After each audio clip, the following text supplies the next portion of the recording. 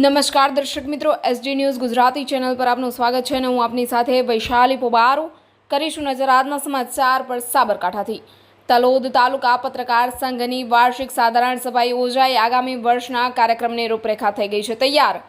સાબરકાંઠા જિલ્લાના તલોદ તાલુકા પત્રકાર સંઘની આજ રોજ સંઘના પ્રમુખ પ્રવીણભાઈ રાવલ પત્રકાર સંદેશના અધ્યક્ષ સ્થાને તલોદ નગરપાલિકા હોલ ખાતે યોજાયેલી વાર્ષિક સાધારણ સભામાં પ્રમુખ સ્થાનેથી ચાલુ વર્ષે કરેલી કામગીરી, સંઘમાં નવા સભ્યોની નિમણૂક કરવા બાબત તથા આગામી વર્ષના કાર્યક્રમનું આગોતરું આયોજન કરવા અંગે તથા સંઘના સંગઠનને મજબૂત બનાવવા તમામ સભ્યોના જરૂરી મંતવ્યો અને સૂચનો અંગે ચર્ચા વિચારણા કરવામાં આવી અને સર્વસંમતિથી આજ રોજ મળેલી મિટિંગમાં સંઘમાં નવા સભ્ય સાબર અવાજના પ્રતિનિધિ મનીષભાઈ વ્યાસનો સમાવેશ કરવામાં આવતા સૌ સભ્યોએ નિમણૂકને આવકારી મનીષભાઈ વ્યાસને શુભેચ્છાઓ પાઠવી હતી।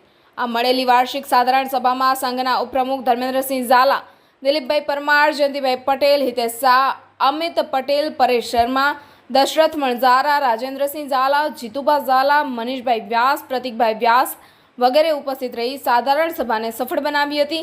આ સાથે સૌ હોદ્દેદારો, સંઘના સભ્યોએ સાથે સ્વરૂચિ ભોજન લીધું હતું। Reporter Dilip Parmar, SD news Gujarati, Sabarkantha.